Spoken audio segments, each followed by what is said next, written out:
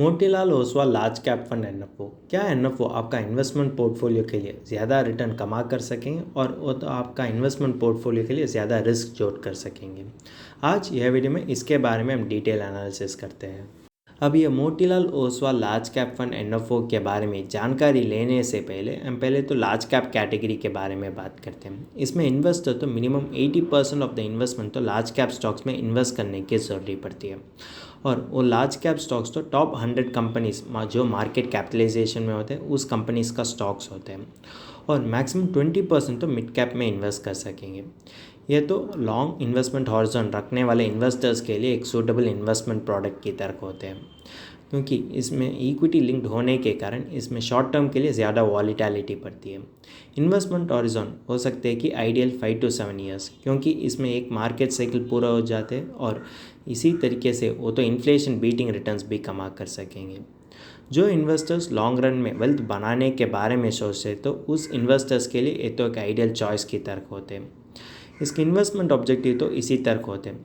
ये तो large cap companies का इक्विटी और इक्विटी रिलेटेड इंस्ट्रूमेंट्स में इन्वेस्ट करते हुए लॉन्ग टर्म वेल्थ बनाने के बारे में प्रयास कर दिया जाते हैं।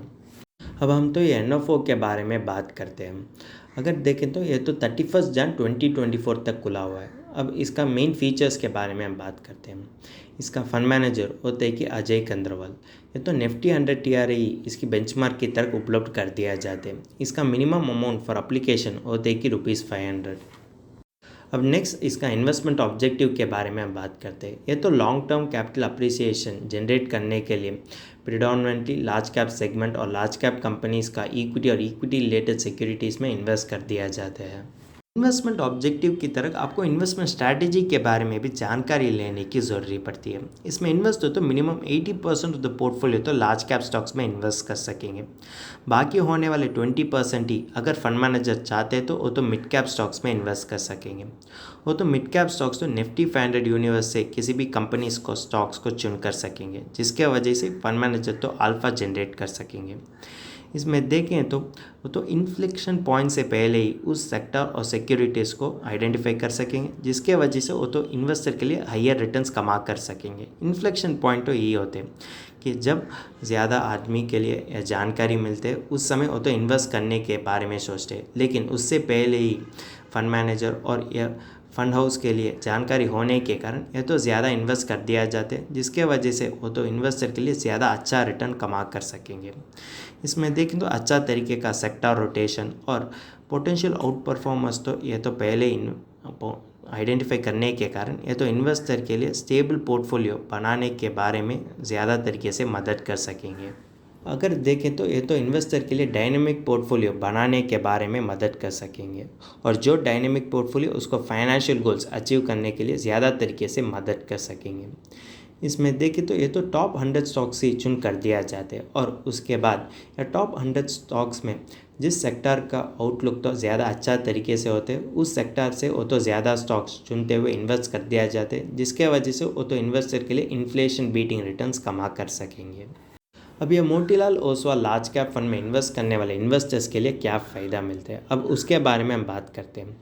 अगर आप देखें तो लार्ज और मिड कैप से कंपेयर किए तो इसमें कम वॉलीटैलिटी और ज़्यादा डाउनसाइड प्रोटेक्शन होने के कारण ये तो इन्वेस्टर के लिए लॉन्ग टर्म के लिए और तो स्टेबल पोर्टफोलियो बनाने के लिए ज़्यादा तरीके से मदद कर सकेंगे।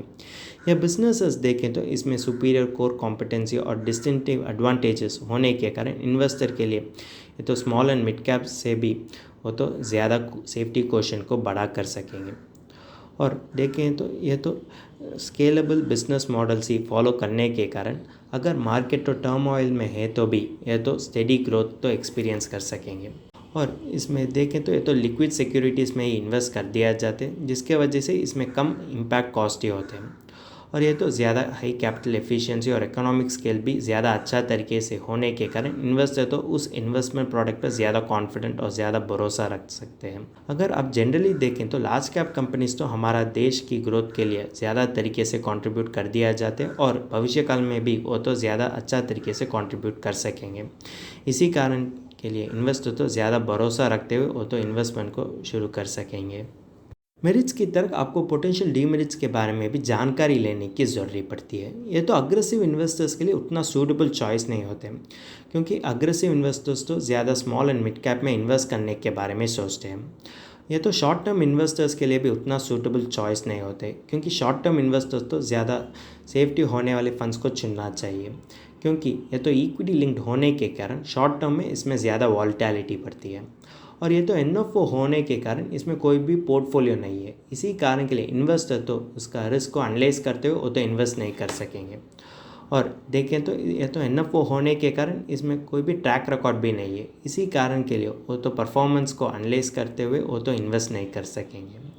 आप as a investor calculated risk लेना चाहिए और कि ब्लाइंड रिस्क लेना चाहिए। अगर आप कैलकुलेटेड रिस्क लेते हैं तो आपको फाइनेंशियल गोल्स अचीव करने के लिए ये तो ज़्यादा तरीके से मदद कर सकेंगे, लेकिन ब्लाइंड रिस्क तो एक गैम्बलिंग की तरह होते हैं जो आपको फाइनेंशियल गोल्स अचीव करने के लिए उतना मदद नहीं कर सकेंगे।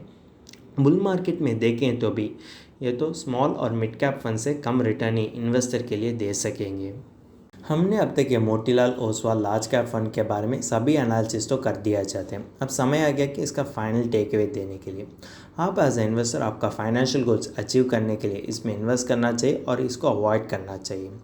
अगर आपका investment time horizon 5 to 7 years होते तो आप तो ये एनएफओ को कंसिडर कर सकेंगे, लेकिन भी बिना पोर्टफोलियो ट्रैक रिकॉर्ड और रिसर्च नहीं होने के कारण ये एनएफओ इन्वेस्टमेंट तो आपको एक रिस्की इन्वेस्टमेंट की तरह होते हैं। ये तो ब्लाइंड रिस्क के समान होते हैं जो आपको फाइनेंशियल गोल्स अचीव करने के लिए उतना फेवरेबल नहीं होते हैं। अगर आप लार्ज कैप फंड में इन्वेस्ट करने के बारे में सोचते हैं तो भी मार्केट में देखें तो 7 से 10 साल तक अच्छा ट्रैक रिकॉर्ड होने वाले एग्जिस्टिंग लार्ज कैप फंड होते हैं। अगर इन्वेस्टर उसमें इन्वेस्ट कर दिया जाते तो उसको फाइनेंशियल गोल्स अचीव करने के लिए ज़्यादा तरीके से मदद कर सकेंगे। फिर भी एज ए इन्वेस्टर जब आप इसी तरह इन्वेस्टमेंट स्कीम चुनने के बारे में सोचते तो आप तो ज़रूर फाइनेंशियल प्लानर और म्यूचुअल फंड डिस्ट्रीब्यूटर की मदद लेना चाहिए, क्योंकि एक प्रोफेशनल फाइनेंशियल प्लानर और म्यूचुअल फंड डिस्ट्रीब्यूटर तो आपके लिए सभी एस्पेक्ट्स ऑफ इन्वेस्टिंग के बारे में आपको जानकारी देते कि इस फंड का इन्वेस्टमेंट ऑब्जेक्टिव और आपका इन्वेस्टमेंट ऑब्जेक्टिव, या फंड में होने वाले रिस्क और आपका रिस्क प्रोफाइल और आपका ओवरलैप रेशियो के बारे में भी वो तो जानकारी देते हैं, और ये तो आइडियल एलोकेशन के बारे में भी जानकारी देते हैं। अगर आप एज ए इन्वेस्टर ये सभी जानकारी लेते हैं तो आप तो एक वाइज इन्वेस्टमेंट डिसीजन तो ले सकेंगे।